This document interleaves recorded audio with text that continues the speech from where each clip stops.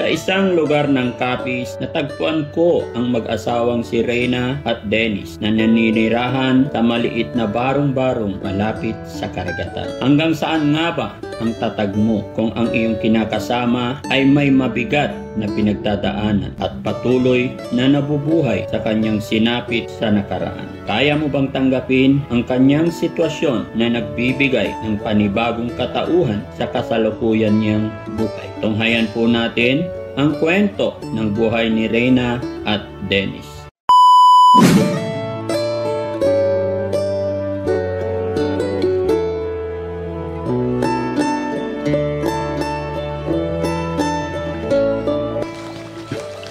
Daming bato. So ayan mga kababayan, mga kabarangay, isang mapagpalang araw po sa atin lahat. Mga kababayan, kasama ang team at syempre sa ating mga taong tumutulong sa amin dito. At kay Sir, ano pangalan ni Sir? Kagawad Bong na lang po. Kagawad Bong. Si Kagawad Bong po, siya yung kasama natin dito papunta dyan dahil mayroon tayong tutulungan, mayroon siyang inilalapit at samahan nyo kami mga kababayan. Pero syempre, bago tayo magdire-diretso mga kababayan, shoutout ko muna ang aking mga kasamahan, si Riz Motovlog at saka si Mons Channel. Pagod na mga kababayan, medyo kanina pa, alam mo, mainit, naglalakad kami doon, tumawid pa kami sa bundok. At saka si Sam Motovlog, saka si Dodge. Ayun, anong channel mo? Dodge Moto. Ayan, siya yung driver natin, siya yung tour guide natin dito mga kababayan. At syempre si Sir Bong, siya yung kagawad dito sa barangay na to, kaya maraming salamat. So mga kababayan, samahan nyo po kami at dito sa Capiz mismo. Abangan nyo yung mga gagawin ng Team Daddy Frankie. Let's go! Mga kababayan, ang cameraman natin ngayon ay si KJ27. At syempre, shoutout natin si Mama Maria Paz Okoshi, kay B. Pardo. Ayan, shoutout po sa atin lahat mga kababayan. Kabayan USA, kumusta po? Kaya Ma'am Marilyn Chang, mabuhay po tayong lahat. At syempre, sa Team Daddy Frankie, mabuhay po kayong lahat mga kababayan.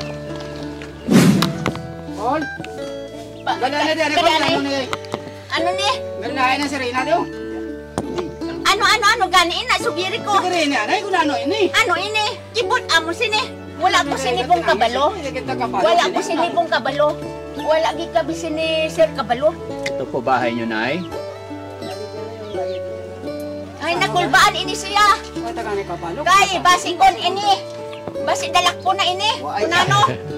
Wala ako kabalo sini sang ubra kon ni bung Namirsa ako kay wagi ko kabalo ari ko di kagaina. Ari ko kagagaina dre, way ni mo ko paghalite.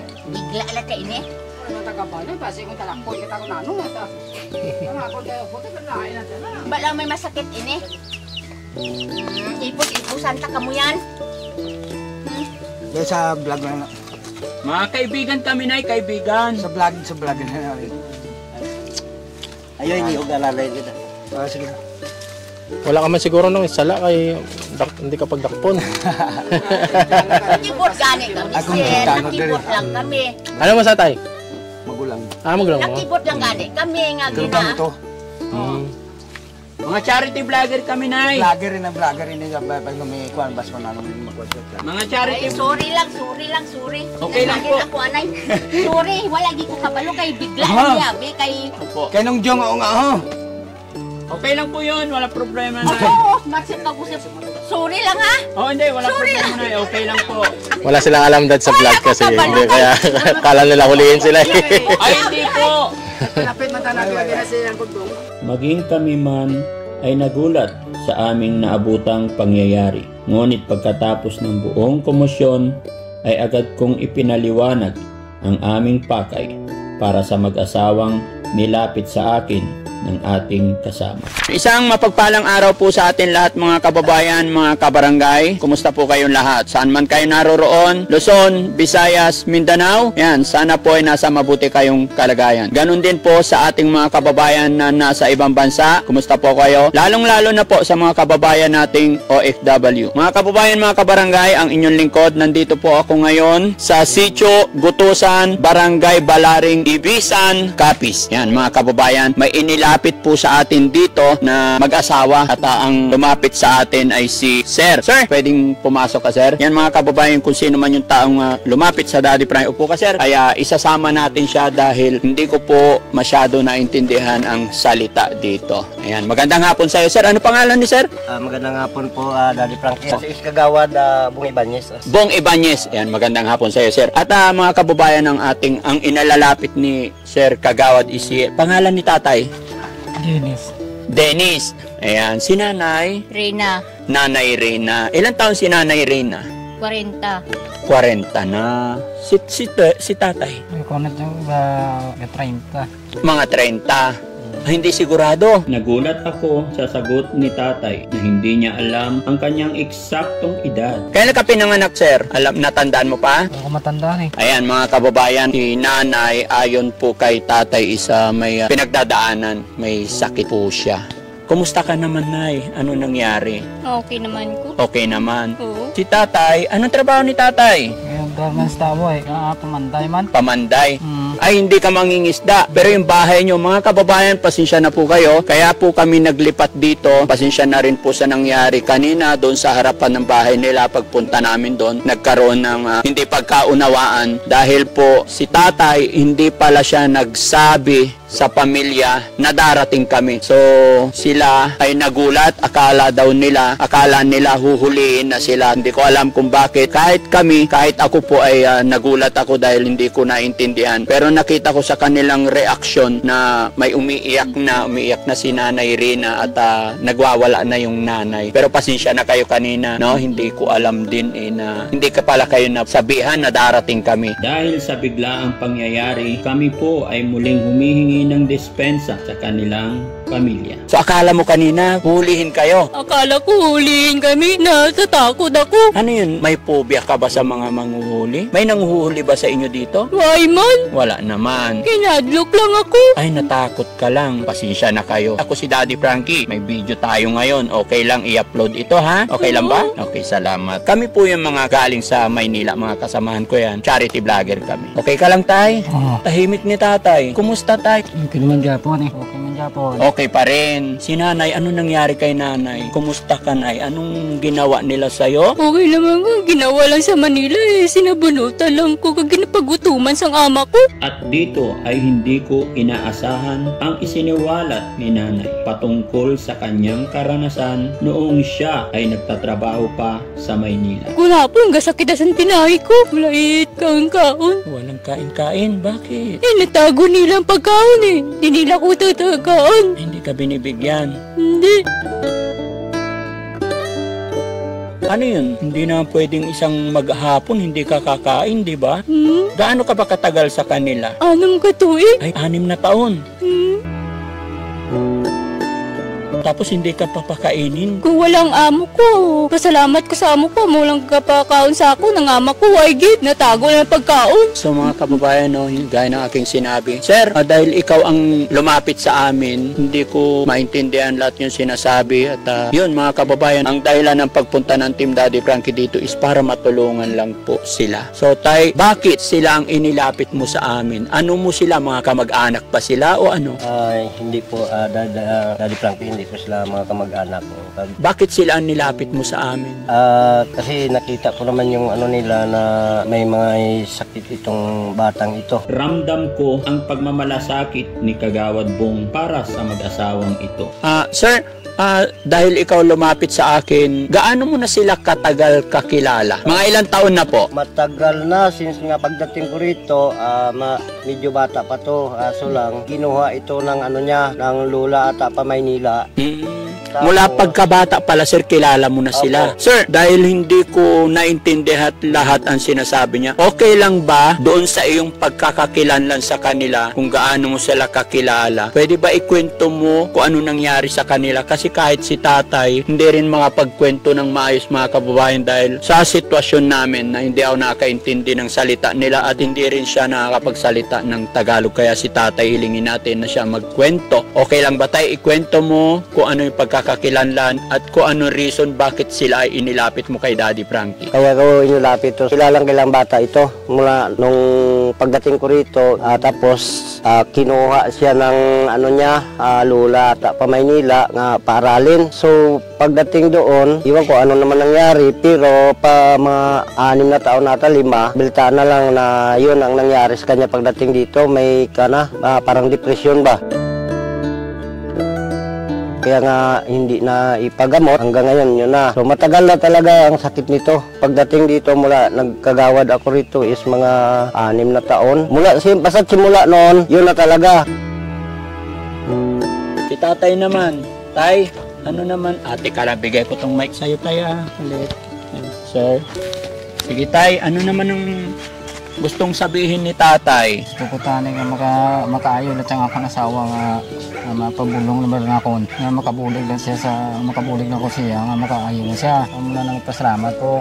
Ganda adlaw siya daan. Kaya kakisa naman lang kita ko Ganda pag abot sa oras na minasakit siya. Ako nagpabulong makutayon. Napabulong ko siya sa nagbulong sa ko dyan. Kaya hindi lang mapabayaan ko na kaya asawa ko man. Hindi ko napabayaan man. Kaya ko nga gasto siya Ngayon lang ko nayo lang kumulig sa inyo. Nga kung muligan man yung mga kami. Pasalamat ako. Nga ako nagparay sa inyo.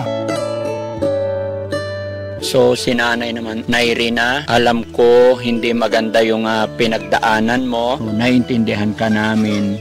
Pero tulungan mo rin sarili mo.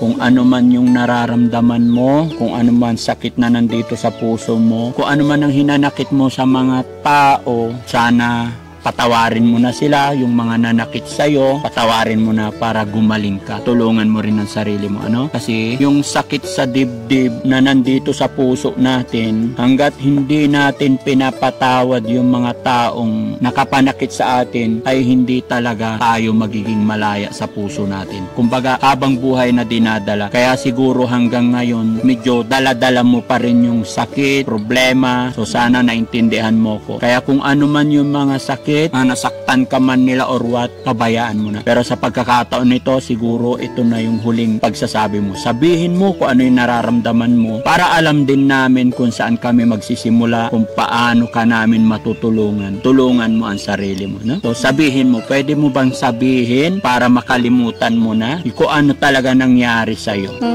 Nabatyagan ko lang. Ginakontra mo lang ko sa utod ko. Malang nabatyagan ko. Kaya pa ngayon nagani ko sorry sa iya para magbatian na kami. At dito na nga nahilabas ni Ate Reyna ang iba pa niyang hinanakit sa kanyang buhay. Sige, sabihin mo lahat kasi kung sino man yung taong yun mapapanood niya to. Kausapin mo siya. Sige, para mawala na yung galit bawat isa. Para gumaling ka na rin. Gano'n Kasi sa Manila, ko sorry. Para madula na niya ako sa kikis may nabatyagan ko. Gasabit mo na akong lawan. Isa, naluluoy na gani ko sa akong sa trabaho lang. Naluluoy na gani ko sa iya. Ang galing ko na obra. Gakwa lang ko sa sulod balay at diga-diga mo. Pag-abutan niya, ready na mga pagkaon. Ipang limpyo lang ko gakakuan sa sulod balay. Isa gani, kung kumana akong ginikanan, nabisitahan ko man. Naluluoy man ko sa iya. Isa lang sa iya balay. Ang isa, gabisita man ko to sa utod ko. Nahidlaw na ko abi sa ila. At abi sila sa pilar. Kung nagakadto man ko to kung kisa sa ugangay ko, nahidlaw naman ko gali sa ila. Mga ayo na ko sorry sa ila, na kontra naman nila ko. Salamat ate sa mga sinasabi mo Sana mga kababayan sa kapatid din ni Ate Reyna para tuluyan din gumaling siya kasi gaya po ng aking sinabi, as long as may kinikimkim tayo or may iniipon tayong galit sa puso, talagang mahirap. Kaya sana sa kapatid ni Ate Reyna unawain sana natin, kausapin kasi yung mga ganitong sitwasyon talagang napakahirap labanan, lalong-lalo na kung may mga taong kinakagalitan. Kaya ang pinaka best medicine dito mga kababayan, tulungan natin siya, i-comfort natin siya kung ano man yung mga alitan or hindi na pagkaunawaan before, sana maging maayos na ate? Ikaw ate, pinapatawad mo rin naman yung kapatid mo. Oo. Oh, very good. Nag-sorry ka naman na sa kanya. Oo. Sige. O, kung sakaling nandito siya ngayon, anong sasabihin? Paano ka magsusorry sa kanya? Okay lang ba? Kausapin mo ulit, magsorry ka? So, baliktad, no? Dapat hindi siya eh. Pero, sige, tatry lang natin, no? Kung nandito yung kapatid mo ngayon, anong sasabihin mo sa kanya? Kapatid na ako sorry sa nangkuhan mo sa akin. Ako sorry sa imo. Yun, mga kababayan, di man niya nasabi lahat, pero naintindihan siya ay nagsusorry sa kanyang kapatid. Sana magkasundo na rin sila ng kanyang kapatid, no? Pag-pray lang natin, te. No? Si tatay naman, tay. May tanong ako, tay. Gaano mo kamahal si nanay? Paano mo siya inaalagaan dahil sa kalagayan niya? Eh, namahal ko man siya, hindi ko umuwi man siya na akong pagbayo eh. Lagi na ako sa sakto para magkuhan siya, alawa siya. Pawan, ibalatayan, namahal ko man siya. Hindi ko man siya pagbayaan. Kaya kung naggasto siya, kung nagani ka pinamugon niya sa tabo, ay, gada kita namon. Pagkain niya pamatsyag ka mo, manadayon, dalaga naman siya, pabulong naman ako. Hindi ko makakatagay ko rin na, ay, hindi ka pagbayaan. Kay sana ayaw na pamatsyag mo, kaya harap ang Japong si mo sa labyo mo. Iwan ako kapabaya sa imo, mahal na mahal kita. Kaya ako naluluin ako sa imo. Salamat yan kung magmayad ka na gana mo balatian. Hanggang kailan mo siya mamahalin, tay? Basta kaysa magmutig ko lang, hindi ko na sa pagbabayan. Pakabait mo, tay. Si Nanay Rina naman. Nay Rina, gaano mo kamahal si tatay? Sobra ko kapalangga ko yan ako sa mahal na mahal ko gitya sa. Kundi sir gaubra, siya magyapo ang ginakawanan ko. Wala ko gitya sa ginapabayan kahit isa. Siya gid lang, palangga ko gitya nisa. Kahit anong mangyari, siya pagyapon. Kung anong ginakuha niya sa akon, ginatuman ko man sa. Huwag ko sa ginapabayan gid. Tanan-tanan, ginakuha ko parang sa iya. Yun ang gusto ko sa iya. Pag abot niya, ready na tanan. Ginakuha niya sa ako. Mga gisa, rin na, kuha mo na sa imo. Nahatag mo, ikaw gid lang. Para lang ko sulod balay, wala ko halin din. Ikaw gilaw na paminsar ko. Mabuti kahit sa ganyang sitwasyon, nakakapagluto ka na pag ikaw nagluluto pagkain ninyo. Ako nagluluto. Pag abot niya, ready na pagkaon. Magagawa naman, pagkahapon, digamo naman ko. May pagsagob, may paglaba. Pag abot niya, hindi na sa magsagob, hindi na sa magdigamo. Makaon na lang. Ara na tanan dira. May pagdapong, na-ready na tanan ng mga bayo niya pantulog. Pagkagana naman, masagob na naman ako, malaba, madigamo, sa pamahal na akong panyaga. Wala ko na sa ginahakwan. Ready na ara ng kape, natitimplahan ko na lang sa tanan-tanan, ara na sa iya siya. Tamay matimplang kape, ano? Kahit isa, waay gid kami away. Kung anong kanya, ano nadadalaya, ginahatag niya sa akon. Ginabakla niya ko kung ano nakikita niya para sa akon. Waay ako gapangayo sa iya. Ginahatagan gitya ko para lang sa akon. Kaya sobrang gusto ka pa palangga.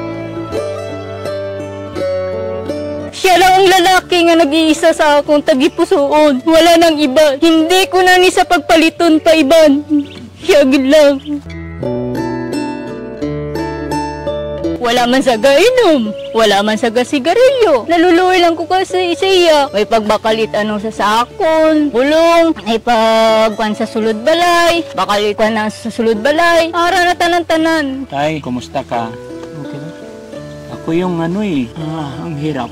At dito na bumuhos ang aking luha na kanina ko pa pinipigilan. Parang tagus talaga mga kababayan, no? After all, ng kalagayan ni nanay, todo pa rin yung pagmamahal niya kay tatay. Sana pag-pray natin, no? Oo. Sana gumaling ka. Siya, gaobra sa siya nilang napaminsar ko. Ga, may sakit ka ga, lumang ka inubo ka ga. Ari di ga, may bulong man tablitas di ga, pag-inom lang ga. Para sa imo. Grabe talaga mga kababayan, no? Grabe yung pag-ibig. Hamakin talaga. Pero ang nagiging problema dito mga kababayan, hindi pa sila nabibiyayaan ng anak. Pag-pray nyo, no? Pero siyempre mga kababayan, paano nga ba sila magkakaroon ng anak kung si nanay po may pinagdadaan ng depression. Kaya sana sa mga kababayan natin, pwedeng tumulong kay nanay at kay tatay. No? Tay, masyado akong na-touch sa sinabi ni nanay dahil kahit ganun yung kanyang kalagayan, talagang ginagawa niya ang lahat para sa'yo. Hindi ko man totally naintindihan lahat, pero nararamdaman ko sa sinasabi niya. No? So sana hindi mo pababayaan. Alam ko ginagawa mo yun. Pero sana mas magiging matatag pa kayo. Mas pagtibayin pa tayo ng Panginoon, no? Yan mga kababayan. So dahil dyan, naibibigyan ko kayo ng kaunting tulong. Ito yung ayaw ko mga kababayan. Napapaiyak ako eh. Sensya na kayo.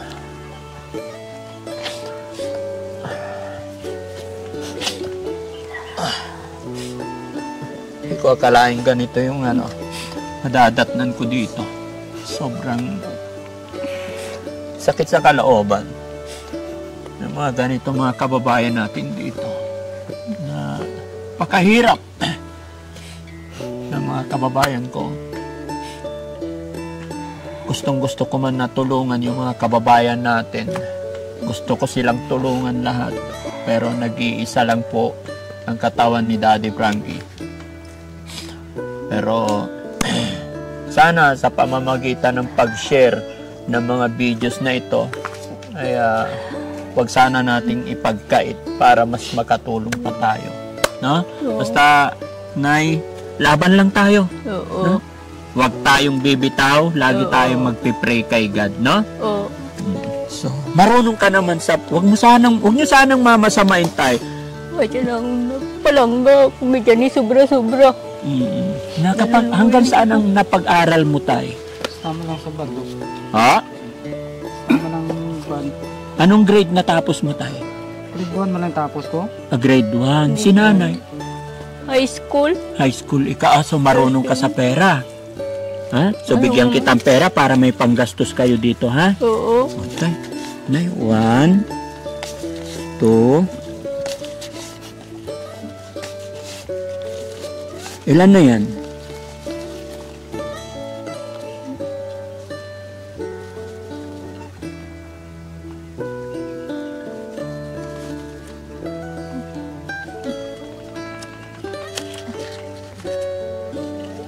Ilan lahat?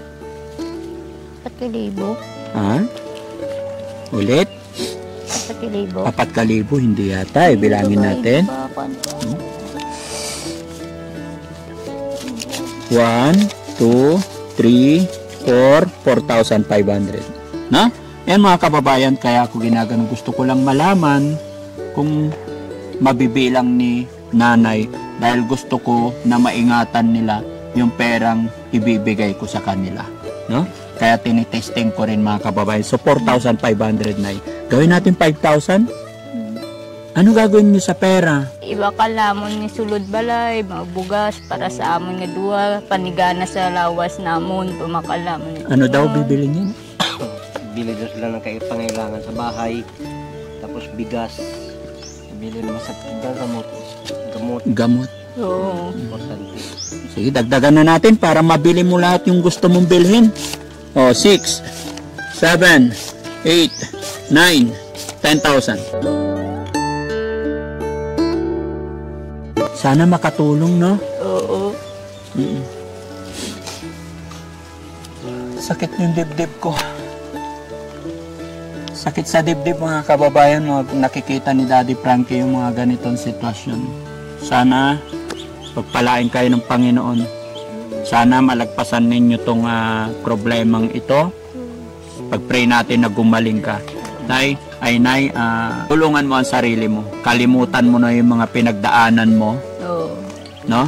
At sa mga kababayan natin dyan, maglalambing po si Daddy Frankie kung sino man po mga kababayan ang pwedeng makatulong sa kanila, pampacheck up po or ano man ang pwedeng yung itulong ay nandito lang po sila or mag-reach out lang po kayo sa Facebook page ni Daddy Frankie, lalong-lalo na po sa mga kababayan natin OFW.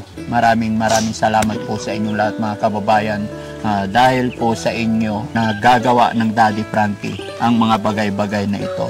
Thank you so much po sa ating mga followers, sa ating mga subscribers, mga kababayan nating OFW. Lalong-lalo na po ang Team Rise Above. Mula po kay Tita Honey S, Lisa Leabres, Linlin Garrido, Stariray, Sweet Charm, Tamura-san. Ayan, maraming salamat po sa inyong lahat. Magandang hapon, magandang araw po sa inyong lahat. At syempre, papasalamat din po ako kay Kagawad na siya po yung naging tulay para marating natin ang pamilyang ito at nakapag-abot tayo ng kaunting tulong. Sir, Kagawad, maraming salamat. Sana hindi ka magbago. Kahit hindi ka nakagawad, ay ginagampanan mo pa rin ang pagtulong. Sabi nga nila, ang pagtulong sa kapwa ay hindi lang sa financial or anuman. No? Gumawa ka ng tulong kahit ano yan, basta nangatulong ka. Napakasarap, masaya ang Panginoon dahil sa iyong ginagawa. So, Tay, ano man masasabi mo ngayon? Malaking karangalan na Daddy Frankie nga yung hiling ko mula noon. Pagkarating ka dito na matulungan itong mga ito. Wala naman kasi tayong lakas na ibigay sa kanila. So malaking pagpasalamat ko talaga. Nakarating ka rito sa sityo namin dito sa Barangay Balay. Ito lang naman tinutuloy ko. Mula noon makatulong din sana sa tao. Kaso lang kapos pinansyal. Kapag maaging ganito, makatulong man lang sa kanila. Yun lang po. Yan. Mga kababayan, bilib po ako kay tatay kasi magmula kaninang umaga po mga kababayan talagang pumunta sa tinutuloyan namin at nakipag-usap.